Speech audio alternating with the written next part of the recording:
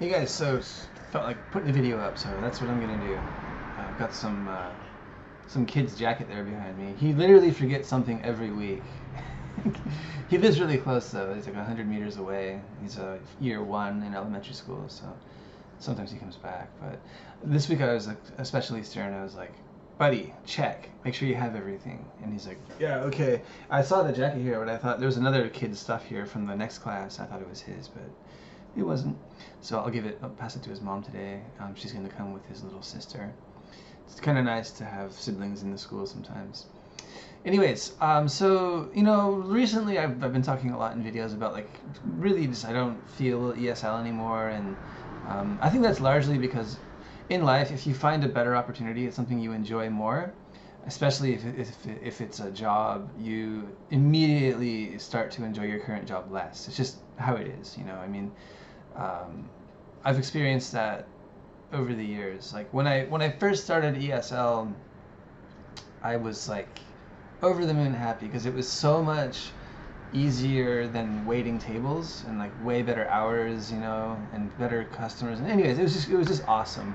Also, I had been unemployed for 2 months. Yeah, roughly. Actually, almost exactly 2 months. That's because I left my country, and I got here and didn't have a job. So it took me about 6 weeks to find a job, and then it was another two before I started it. So it was just an awesome time. It was a very like positive, clear change from just kind of bumming around all day to finally having something to do, money in my pocket, way to meet people, etc. But okay, so years later now, here I am getting out of it almost entirely. I'm gonna hang on to some university classes just because the money's good and you gotta stay involved somewhere. I don't want to spend all day in my room. That could get weird. Become a hikikomori is what they call them in Japan. It's somebody who stays holed up. So there are things I will miss, absolutely though. And there was a reason I went through all the pain and struggle of starting a business in the first place. Um, you get a lot more free time once things are up and running. A lot more control over what happens naturally, since you're the one controlling everything. Much better income, as long as you have enough students, which is another thing that's up to you. And it's just all in all a better lifestyle. You get to work with a lot with kids. Working with small children it can be really, really fun. My only gripe is that the content for most ESL is very repetitive. I don't know what it is. They can learn nouns really fast. Like they can learn the names of things, the colors, shapes, numbers, furniture, really quick. But they just don't seem to move on to learning verbs and actually, yeah, verbs and grammar. That's the hardest for them. They learn adjectives pretty well. Big, small, round, square.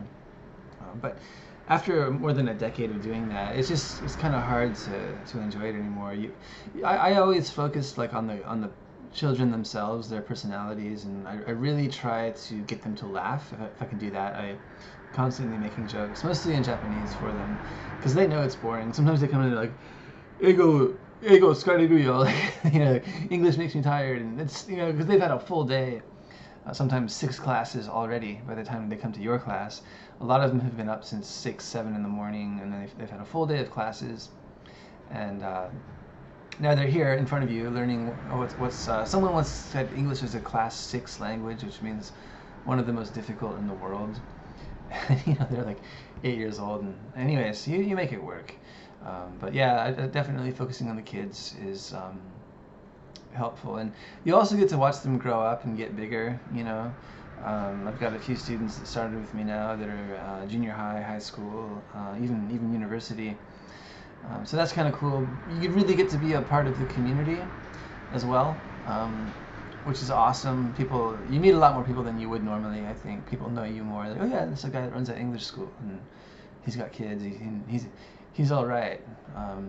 Because there is, I don't care what anyone says, there is kind of certain tension involved with not being Japanese when people first meet you.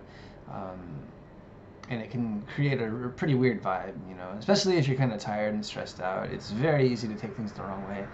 A lot of times people are just plain nervous, or they're maybe a bit embarrassed that they can't speak English because they have this like this weird impression that they have to be able to speak fluently because English is considered the second language of Japan, and anyone who's been over here can tell you that it's pretty unusual to meet someone um, that speaks English fluently. I mean, they're around, and they normally make it known, and that's a whole other can of worms. Like, people will use you for English practice.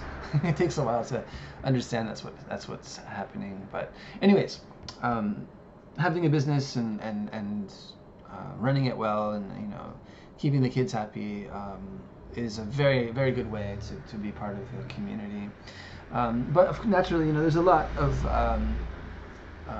work and struggle, and I think the biggest commitment is just the amount of time it takes to get something going. Like, for me, it was about 3.5 years before things got like really good. Like, wow, I'm glad I did this. And up till then, it was just busy, like crazy busy, taking anything I could get, doing weddings on the side a lot. So basically, working almost every day for 3.5 years without a lot to show for it. The thing with ESL is it takes a while to build up student numbers. There's certain times of year that are like waves, like April, May, into June, and kind of stops around July, August is a really big sign-up time, and you need to go through like 2, 3, 4 of those cycles before you have enough students. You kind of accumulate them. It's like the snowball effect. So that was hard. That's why I'm glad I'm able to sell this school as is to a new person who doesn't have to go through all that. They're not going to have to invest all the money in reforming the place and buying everything, teaching supplies and furniture, and then after all that's done, just having a nice, beautiful, empty school with no students. It's not something I want to go through again. Although it is a very, very nice experience to have. I'm glad for the experience, but not something I want to do again. But that's inevitable. If you want to start your own business from scratch, that's what you do. You spend a bunch of money, and then you just do what you can to get clients and keep them. But the nice thing is, once they start, especially with kids, the younger ones, early elementary, it's not a guarantee, but over 90% of them will stay for 2 or 3 years, sometimes more. I've seen on the forums of people who've had the same student from like kindergarten through university. It's rare, but it's stable. That's another nice point about it, is it's a very stable business model, but it takes a while to get up there. So yeah, that's cool. I guess the other thing is it's hard to scale. That's another thing I kind of I never really had plans of scaling, to be honest. I just thought, no, it's too much trouble. I've seen all the drama and complication of having a bunch of staff and teachers and stuff, and it's just not something I really want to have to deal with. But it is a notoriously difficult industry to scale in, and that's just because I think it's because I would assume it's because of the time factor involved in getting more students. If you're running something like a restaurant or e-commerce or some kind of retail, it's a bit easier to scale because you can just rent more space and then have more product that as long as it's popular, you can just have more product to sell. Or with a restaurant, you can make the restaurant bigger or something.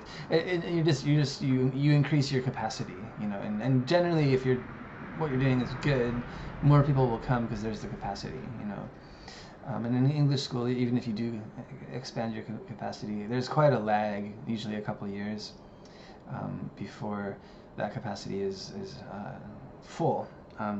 So that's that. I really like what my current boss has done. It's and I think I still think there's a lot more he can do with it. Is he's created this system where people come in for 4 months, and then at the end of those 4 months, they can choose to extend, or they can just say, hey, it was great, thanks, and that's it. The contract is over.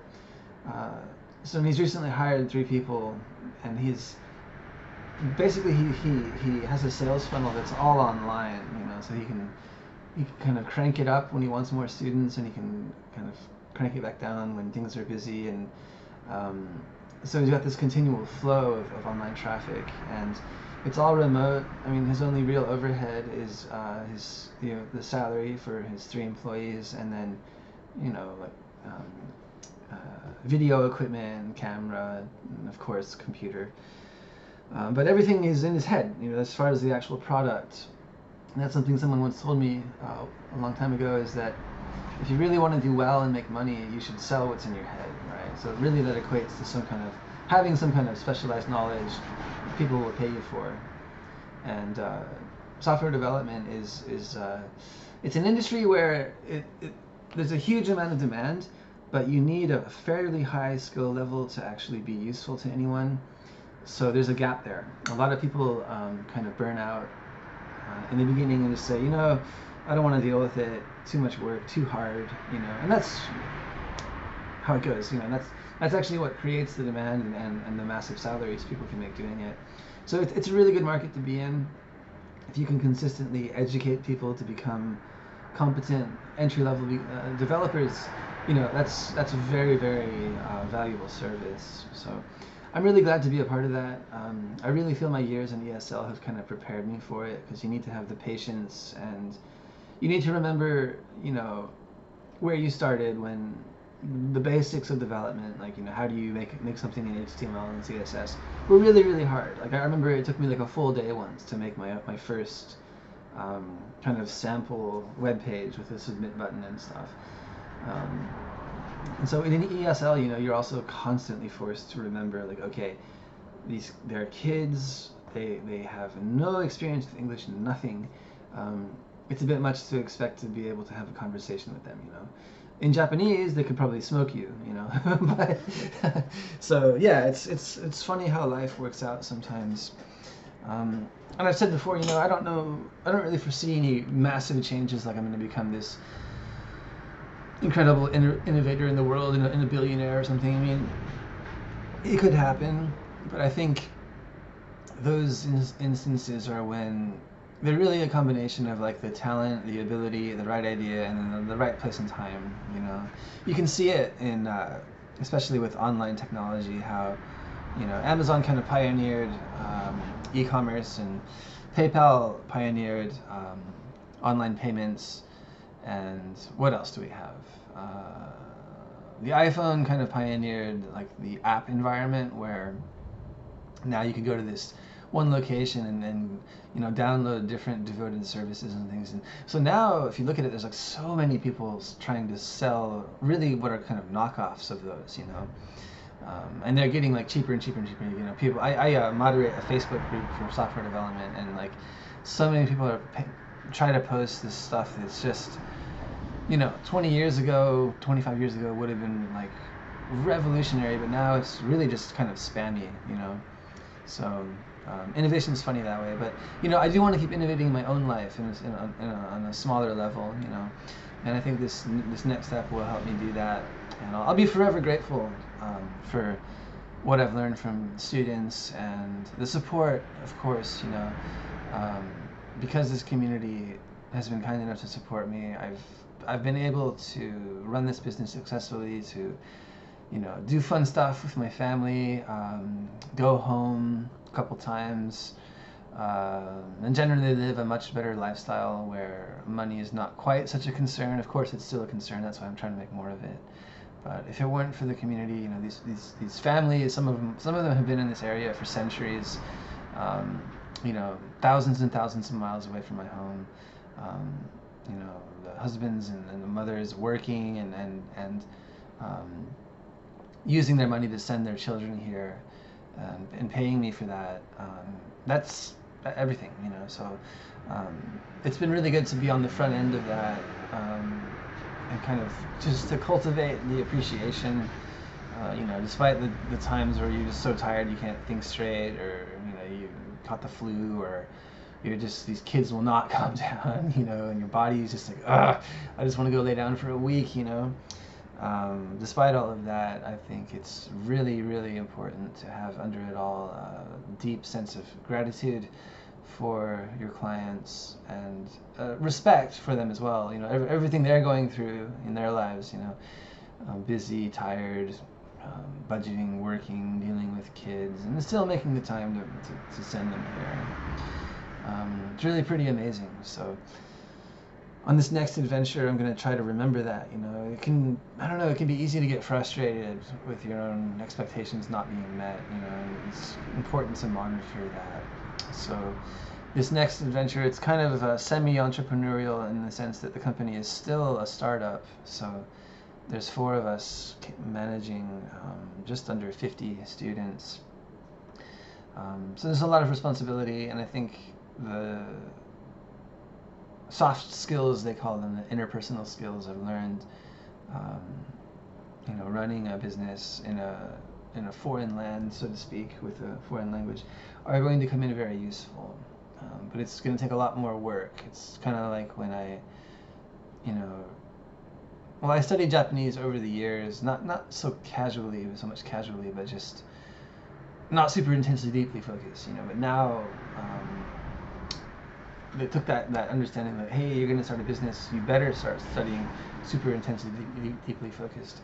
So now I've got to get back to that with software development. You know, if I really want to get good and really want to get a very high-paying job, that's what I've got to do. So life is just this series of kind of peaks and troughs, and peaks and valleys, as they call them. You know, so I suppose I'm in somewhat of a peak in terms of, you know, selling my school and moving on, but I'm also kind of in a valley, or maybe a little bit above the floor of the valley. I'm not, you know, incompetent, but it is a very deep craft, software development, and so I can see the peak.